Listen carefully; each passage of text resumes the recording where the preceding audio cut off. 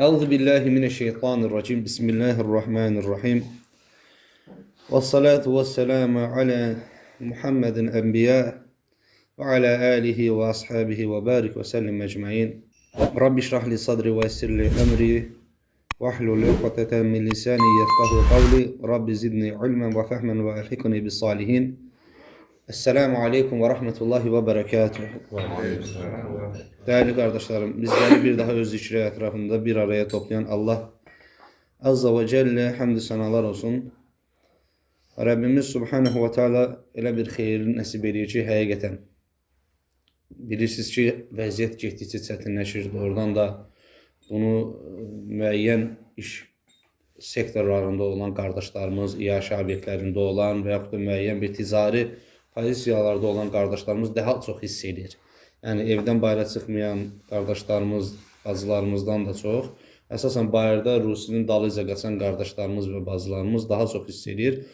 Allah Azza və Cəllə bizləri mühafizə eləsin bu günümüzün fitnələrindən və bundan sonra olacaq fitnələrdən də.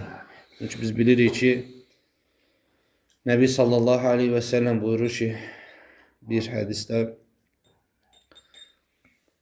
hər gələn gün gedən gündən daha betər olacaq, daha çətin olacaq, daha fitnəli olacaq, daha bəlalı olacaq. Və bu günlərdə imanı əldə saxlamaq, közü əldə saxlamaqdan daha çətindir. Ona görə beləsi məclislərdə bir araya gəlib o közü bir-birimizə nə qədər bacarıqsa o qədər ötürməliyik ki, həqiqətən o köz bizim əlimizdə çətin olmasın, bizi yandırmasın. Və biz bilirik ki, Allah qorusun, o közün insanoğlunun əlini yandırması imanını itirməsindən daha şirindir insanoğluna. Yəni insanoğlu deyər ki, həqiqi bir mömin, həqiqi bir müvahid deyər ki, o köz mənim əlimi yandırsın. Hətta o da belə atılım, lakin Allahın rızasını itirməyim. Lakin mənim ruhumdakı Allahın mənə nəsib etdiyi o mövcud imanı itirməyim. Ki, bu çox önəmli bir həqiqətən faktordur. Və insan bunun qədrini bilməlidir. İnsan bilməlidir ki, bu qədər, bu boyda cəmiyyətdə ki, biz baxdığımız zaman Azərbaycan nə boyda yerdir? Bir ovuc boyda bir toplumda. Hətta müsəlmanlar o ovucun içi boyda desək yeridir. Bu boyda cəmiyyətdəki fitnələri, belə deyək, ədalətindən daha çox olan, bəlaları səlimliyindən, salamatlığından daha çox olan bu toplumda bizlər həftədə bir araya, həftədə 2 dəfə bir araya gəlməklə ən azından özümüzü yeniləyirik, ən azından ruhumuzu yeniləyirik. Yəni, hər namaz vaxtının arası nədir? Hər namaz vaxtının arası Rəbbi xatırlatma bir nidasıdır da, elə deyilmi? Yəni ki, sən əsrlə zöhrün arasında bıraxdığın boşluğu, düşdüyün qəfləti əsrdə düzəldirsən. Zöhrdən sonraki o qəflət anının əsrlə telafi olunur, yəni ödənilir, yeri doldurulur. Həmçinin əsrlə məğribin arasındakı da Allah-u Teala ona görə deyir ki, biz namazı günün müxtəlif vaxtlarında sizlərə fərz qıldıq. Yəni Allahın muradı olsaydı 5 vaxtın 5-ini eyni vaxtda dalbadal qılardıq ki, hansı ki biz buna güc getirə bilirik. Ramazanda neçə rükət namaz qılırıq Allahın yardımı ilə. Amma demək ki, Rəbb özünü xatırlatmaq istəyir. Demək ki, əgər özünü xatırlatmasa, onun itirəcəyi bir şey yoxdur, bizim itirəcəyimiz bir şey var. Çünki bizim səcdə etməyimizin və yaxud da etməməyimizin Allah Azza və Cəllənin mülkündən nəyisə azaltmaz, nə də nəyisə artırmaz. Rəbbimiz bunu bizə bir ayətlə belə bildirir ki, qoy cihad eləyənlər, məhz cihad eləyənlər öz nəfsi üçün cihad etmişdilər. Allah-u Teala aləmlərə möhtac deyil. İnnallahə ləğaniyyun anil aləmin. Allahın aləmlərə ehtiyacı yoxdur. Çünki bizim Rəbbimiz qani olan Allahdır, zəngin olandır. Bizim Rəbbimiz həmid olan Allahdır, özünə həmd edilməsi gərəkəndir. Bizim Rəbbimiz əs-səməd olan Allahdır. Hansı ki, bütün kainatın özünə möhtac olduğu, lakin özünün isə heç bir şey möhtac olmadığı Allahdır. Və belə anlarda, qardaşlar, şövq olmalıdır bizdə. Anlaşıldı mı? Dərsə can atmaq deyək, bir şövqün içində olmalıyıq. Özümüzdə şövq olmalıdır ki, ətrafı da təşviq eləyə bilək. Şövq, biraz daha anlaşılır danışaq ki, şövq nədir? Baxın, qardaşlar, şövq bilirsiniz nədir? Şövq insan içindəki bir hissdir ki, əgər o hissin həqiqi mənada sahibi olarsa insan Allah üçündə şövqü hər nə etsə, o sahədə edə bilməyəcəyi şey yoxdur. Örneği Bir sahabə əlində 3-5 dənə xurma saxlayıb. Nəbi sallallahu aleyhi və səlləmə buyurur ki, ey Allahın Rasulü, deyir, mən bu xurmaları yesəm, ondan sonra deyir, meydana girsəm və Allah üçün döyüşsəm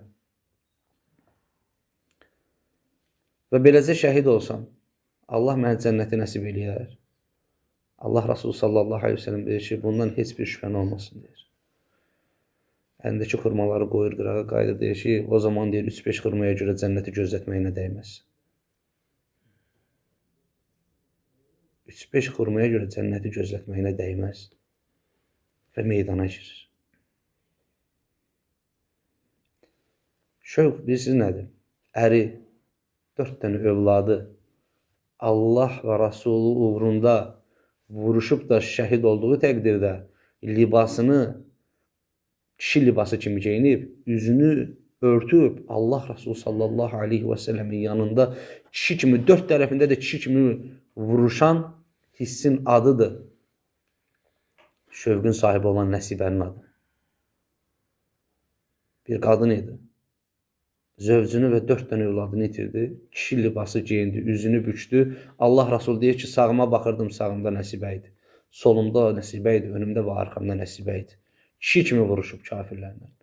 Şövqün adıdır o. Şövq bilirsiniz nədir? Şövq Allah Rasulü sallallahu aleyhi və səlləm irəlidə addımladığı zaman qolu onu hərəkət etməsinin qarşısını aldığından dolayı qolunu ayağının altına qoyub qopardan Əbul Əqilin adıdır şövq. Deyir ki, sən nəsən ki, məni Allah və Rasulundan dalda saxlayasan. Sümüyündən ayrılıb sallanan qolunun ayağının altına qoyub qopardır.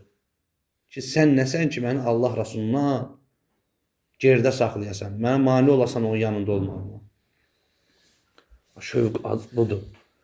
Yoxsa mən qəlbimdə Allaha məhəbbət daşıyıram, Rasuluna məhəbbət daşıyıram. Amma qardaşlar sənə filan yerdə bir dərs var, oradan sənə nə anladılacaq? Sənə Allahdan və Rasulundan anladılacaq da. Gəl deyildiyi zaman, əgər imkanların da ona əl verdiyi təqdirdə gəlmirsənsə, sən içində nə qədər Allah və Rasul üçün çalışma hissi var, şövqü var, yenə Rəbbim bilirsən, bilirsən. O haqda biz heç nə deyə bilmərik. Amma çəkdiyimiz misallara baxıb danışası olarıqsa əgər, o günün şövqü hal-hazırda heç birimizin içində yoxdur. Nəinki qolumuzu qoyub qopartmaq, hələ meydana girərdikmi, girə bilərdikmi?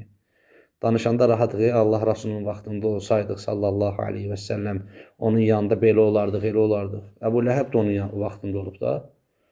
Ona görə Miqdad radiyallahu anh gözəl bir söz dedi. Siz ondan dolayı heyfslənməyin. Çünki bilmək olmazdı, olduğunuz zaman onun yanında mı olardınız, ona qarşı mı olardınız? Kimin övladı olardınız? Hansı halın içərisində olardınız? Hansı bolluğun içərisində olardınız? O bolluqdan Musab kimi rəddi miras edə bilərdiniz, yoxsa yox deyir, onu bilmək olmaz deyir. Ona görə siz deyir, indiki halınızın deyir, dadını çıxardın deyir. Bu nemətdən dolayı da Allah həmd eləyin ki, Allah sizə onun və onunla bərabər olanların gördüyü çətinliyi göstərmiş. Qardaşlar, həqiqətən içimizdə müəyyən bir hissləri, vahid bir hissi daşımalıyıq və onu gün-gündən böyütməliyik. Nə qədər o hiss ki, bizim içərimizdə böyüyəcək, bir o qədər biz Allah-u Teala'ya yaxınlaşacağıq. Baxın, Allaha yaxınlaşmağın və yaxud da Allaha yaxınlaşdığının göstəricisi bilirsiniz nədir? Çoxlu ibadətlər, taatlər eləyərsən və dayanıb bir kəlmə bu sözü deyərsən. Bütün həsənət eləyərsən, xeyirlə məşğul olarsan, birdən dayanarsan səccadənin başında, bir kəlmə bunu deyərsən. Birdən Allah məni bağışlamasa, mənim halım necə olacaq? Bu sözü dediyin zaman bil ki, həqiqətən bir şeylərə nail olmuşsan. Birdən Allah məni bağışlamasa. Birdən bütün ümmət Kövsər ırmağının qabağına gedib Allah Rasulü sallallahu aleyhi və sələmin həmd sancağının altında toplandığı təqdirdə bilirik ki, bir qrup mələk bir qədər insanı, bir zümrə insanı geri çevirəcək. Allah Rasulü deyəcək ki, sallallahu aleyhi və səlləm, onları mənim yanıma buraxmamağınızın səbəbi nədədir?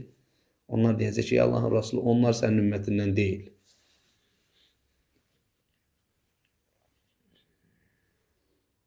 Amma onun yanına getməyi can atacaqlar. Ona görə Allah qorusun. Biz bir ayətə iman eləmişik ki, Allah kulli şeyin qadir. Hər şeyə qadir olan bir Allah var. Sabah halımız bilmirik nətər olacaq. Sabahki halımız bugünkü halımızdan daha xeyirli olması üçün ki, hədis də var bununla bağlı. Bilirsiniz ki, Allah Resulü sallallahu aleyhi ve sellem buyurur ki, kimin sabahı, daha doğrusu kimin bugünü dünəni ilə fərqlənmirsə, onda ibadət mövzusunda xeyir yoxdur. Yəni bir ayət artıq oxu. Bir dənə Subhanallah lazımı artıq dinlə. Sayın tut yox ha. Artır qardaş, artır. Məsələ orada rəqəmsal ölçüdən getmir. Kimin içində o istək yoxdursa. Alimlər deyir ki, kimin içində o istək yoxdursa ki, dünənə nisbətən bu gün daha Allaha yaxınlaşın. Bu gün bir elhamdülillahi artıq deyim. Bununla Allaha yaxınlaşın. Bəlkə artıq dediyini zənn eləyərsən, əskik deyərsən, ola bilər, amma içində artıq deməyin şövqü olsun. Anlaşıldı mı? O şövq olsun içində. Və bu şövqü bir zamanlar insanlara aşılayan böyük alimlər var idi ki, onlardan birisi də İmam Nəvəvidir ki, ömrünün 40 və 45 yaş arası dönəmində 2 dənə böyük bizlər üçün faydalı xəzinəni bir araya gətirib. Onlardan birisi hal-hazırda üzərində olduğumuz Riyazu Salihindir. Birisi də Əl-Əskər kitabıdır. Zikirlər toxusu. O zikirlər oxuyub, onları həyatımızda, dilimizdə hər gün iqrar edib ki, səmimi isə biz nə demişdik? Səmimi isə o iqrar edilişin, yəni o söylənişin bir zaman sonra həmən sözlərin faydası, həmən sözlərin bəhrəsi xirtdəkdən aşağı keçib sədri genişləndirər. Ən azından səmimi deyilsə belə ağzımız ziyanla məşğul olmaz, xeyirlə məşğul olar. Anlaşıldı mı? Ağzımız xeyirlə məşğul olar. Və lazımi yerdə susmağın və lazımi yerdə dinləmənin hansı əhəmiyyətə sahib olduğunu bizlərə göstərmək üçün İmam Nəvəvi bizlərin bugünkü dərsində ədəb bölməsinin içərisində çox gözəl bir dərslik hazırlayıb ki, onun da adı dinləmə ədəbidir. Günümüzdə hamımızın, hər birimizin sinifdə qaldığı mövzudur, dinləmə ədəbi. Deməli, dinləmə ədəbi dediyimiz zaman bir hədisin ətrafında danışacağıq. Bir dənə hədisdir, onun ətrafında 5-10 dəqiqə Allahın izni ilə zikr edəcəyik və sonradan başqa ədəb bölümlərinə keçəcəyik. Deməli, Cərir İbni Abdullah radiyallahu anhu teala deyir ki, vəda həccində Rasulullah sallallahu aleyhi ve sellem mənə insanları sustur da dinləsinlər deyə buyurdu, əmr elədi. İnsanları sustur da dinləsinlər deyir. Vəda xütbəsinə çıxan bir peyğəmbər, aralarında çaxnaşma düşən insanlar, çünki bəlirli bir tədirginlikləri var idi. Niyə vəda həcci deyirlər buna? Allah Rasuluna Cəbrail bir xəbər mi gətirdi sallallahu aleyhi ve sellem? Aramızdan mı ayrılacaq? Deyə təşviş içindədirlər. Bu hal belə Allah Rasulü sallallahu aleyhi ve sellemə sevimli deyil. Ondan ötürü narahat olmaları belə Allahın zikrinin qarşısını kəsirsə, o belə bundan sevimli deyil. Aleyhissalatu vesselam. Və deyir, mənə dedi ki, Cərir ibn Abdullah dedi ki, vəda xütbəsində dedi, onları sustur da dinləsinlər. Və məndən sonra bir-birinizin boynunu vuran kafirlər kimi olmasınlar deyir. Və bir rivayətdə də gəlir ki, məndən sonra bir-birinizin boynunu vuran kafirlər kimi olmayın deyə buyurdu. Yəni burada söz, ləfsi bir şey var. Olmasınlar, olmayın. Ümumi cəmiyyətə xitab olunan bir hədisdir. Müslümin, bu hədis Müslümin iman bölməsində gəlir. İmam Müslim onun iman bölməsində qeyd edir. Demək ki, ədəb imandan olduğu kimi, o ədəbin, yəni gözəl əxlaq, o ədəb normasının tacı olduğu kimi, onun da əsli göstəricilərindən birisi də dinləməkdir. Dinləmək və həqiqətən bu qaymaq təbəqə səhabə deyir ki, yalnız deyir, dinləyən deyir qazanar. Söyləyəndənsə dinləyən daha çox qazanar.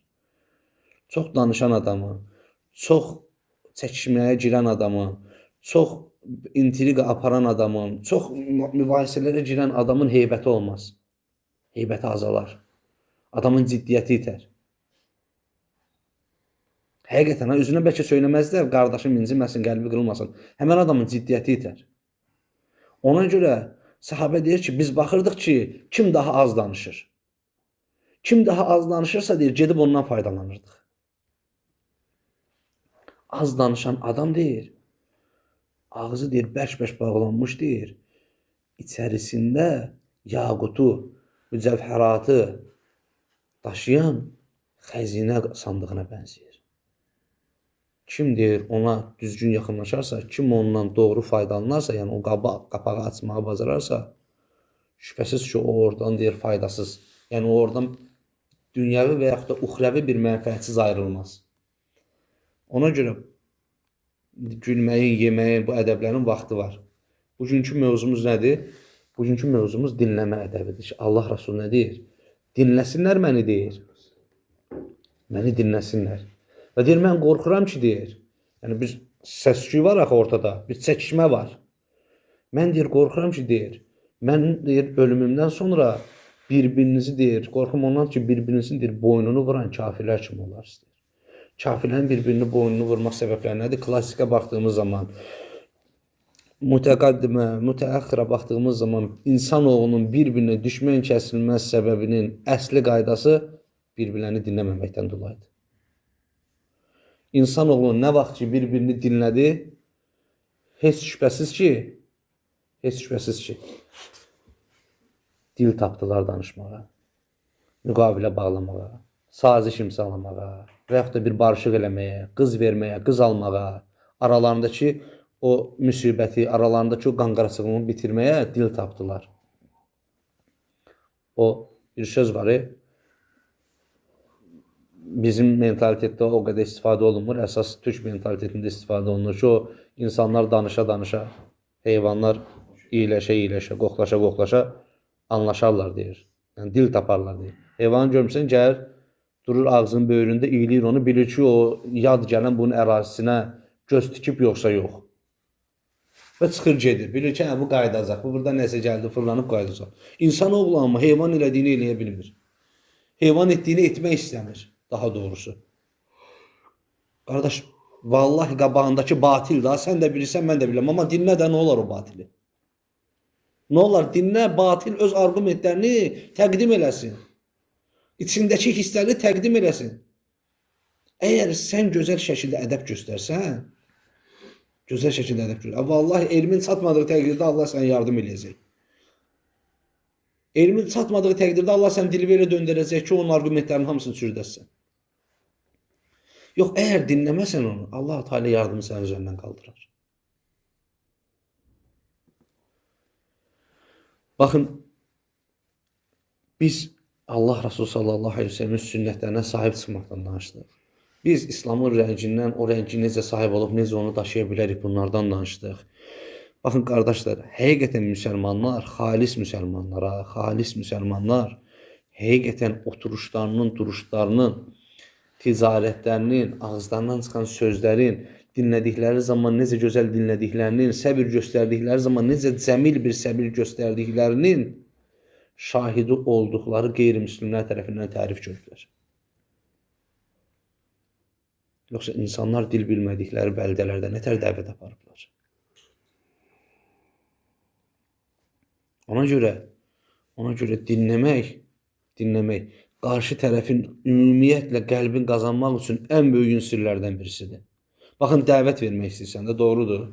Dəvət vermək istəyirsənsə, yadında saxla, bir adama götürüb ağız dolusu tövhid, tövhidin şərtləri, uluhiyyət, rububiyyət, bunları danışmaqdansa, çalış birinci onun dərdini dinlə.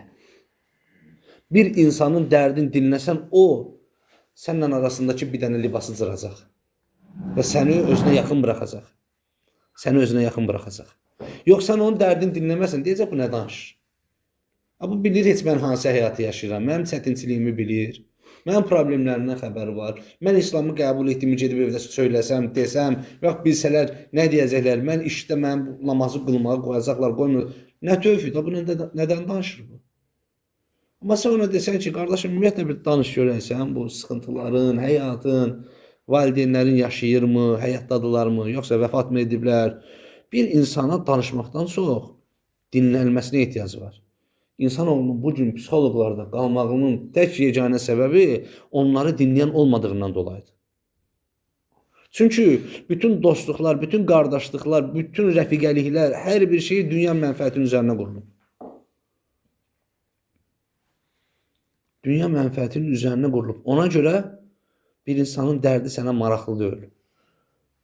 Nə vaxta qədər dinlədiyini göstərərsən, belə deyək də, yalancı olaraq. Nə vaxta qədər ondan dünya bir mənfəət əldə edirsənsə.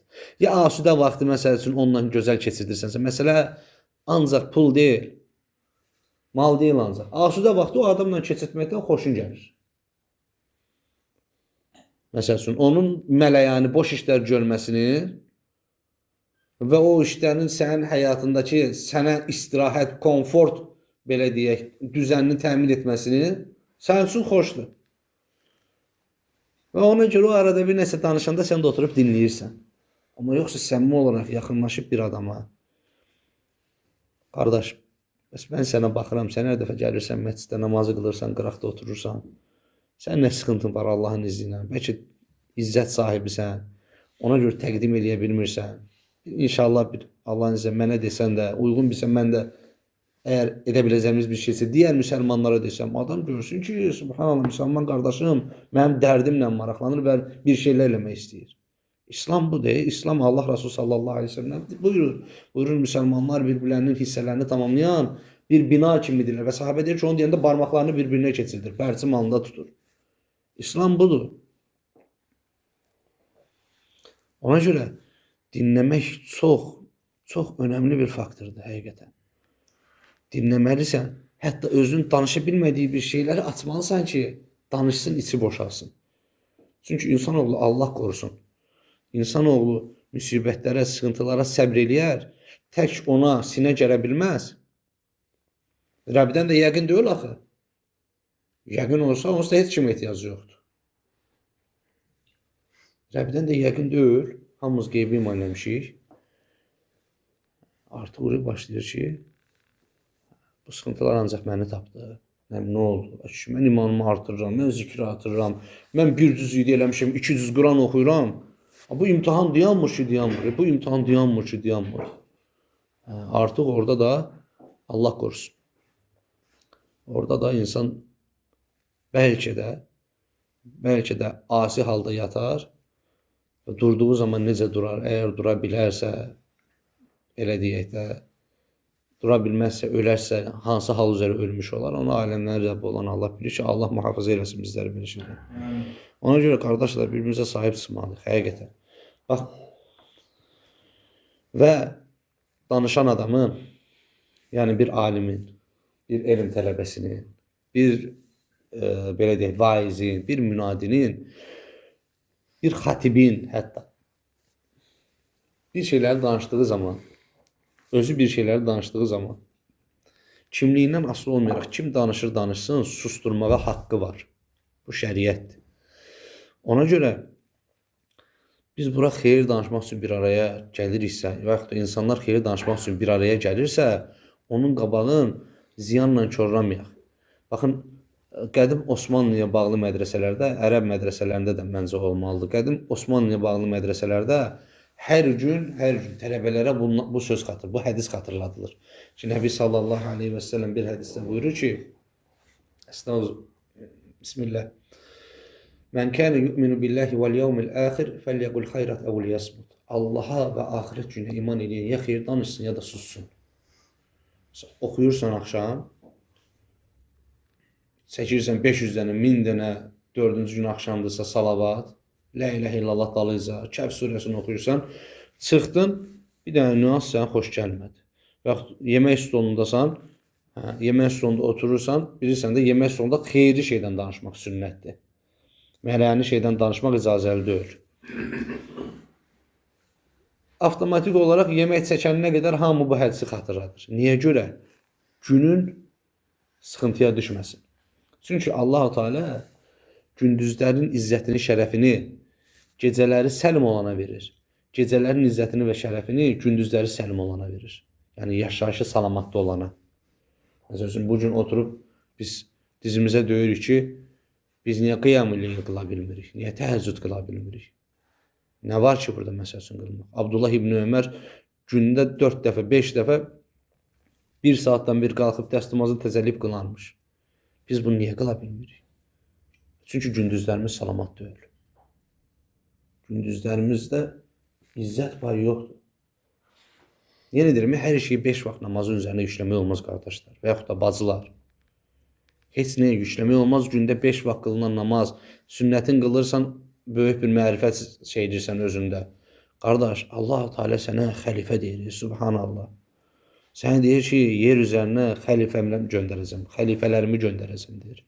Sən dinin daşıyıcısan, sən dinin ötürücüsən. Allah-u Teala özünün ismini zikr eləyir. İzzət və şərəf sahibi olaraq. Sonra deyir ki, və möminlər də. Və həmçinin yəni möminlər də həmən izzətin və şərəfin sahibidir. Allah-u Teala özünə təqsim etdiyi, yəni özünə təsarruf etdiyi bir şeyi sənə təsarruf eləyir, sən amma onu əlvin tərsini itələyirsən.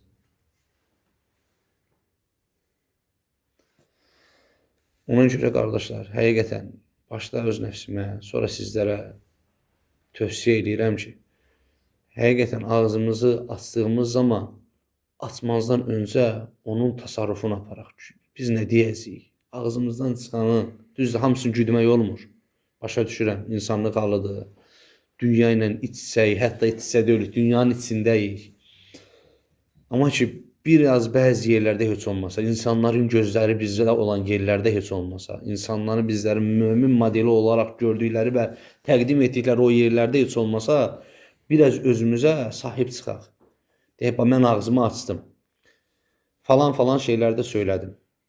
Bir neçə cümlə qurdum və insanlara bu məlumatı ötürdüm. Allah və Rasulun burada razılığı hardadır? Varmı? Əbu Dərda kimi, mənim də anam, Əbu Dərdanın anası, daha doğrusu mənim də zövcəm, Əbu Dərdanın zövcəsi onu tərif etdiyi kimi tərif edirmi? Bilirsiniz də, çöldə hər birimiz bəlkə də 4 dörtlük möminik. Amma ona görə Allah Rasul deyir, gedin onun xanımından soruşun, sallallahu aleyhi ve sellem. Bir sahabə haqqında gəlib soruşurlar, deyir, siz necə görmüşsünüz, biz də elə görmüşük, gedin onun xanımından soruşun. Yəni, yoldaşlarınızı göndərin, onun yoldaşından soruşsun. Çünki bir insan ailəsində məhrəmində nədirsə, çöldə ondan daha xeyirli olar ki, ondan daha ziyanlı olmaz. Çünki o məhrəmi onun gizliyirdi, adından məlum olduğu kimi. Gizliyirdi. Bir insan Rəbbi ilə baş-başa qaldığı zaman nədirsə, cəmiyyət içində nə qədər örtünməyə çalışsa, nə qədər kamuflaj olmağa çalışsa da, bir insan Allah qatında odur. Ona görə təşrikdəki hallarımıza diqqət eləməliyik ki, Allah-u Teala biz insanları özümüzü sevdirməyə çalışmayaq. Çünki Allah-u Teala kimi sevdirsə onu insanlara, yəni mömin, müvahid təbəqəyə sevdirəcək onsuz da. Və əgər həqiqətən insanoğlu bu nəsiyyətlərlə halını düzəltməsə, şübhəsiz ki, onun bir dənə düzəldən bir şey var, o da cəhənnəmin odudur. Allah-u Teala bizləri onunla mühafizə eləsin. Allah Azze və Cəllə bizləri Nəbi sallallahu aleyhi və səlləmin həmd sancağı altında bir araya gətirsin. Burada bu dünyada müsəlman olaraq yaşatsın və müsəlman olaraq canımızı alsın. Və burada bir araya gəldiyimiz kimi Rəbbimizdən niyazımız, təmənnimiz odur ki, cənnətdə də bizləri bir araya gətirsin. Allahümmə əmin və əxri və də'vana inilhamdülillahi rabbil alemin.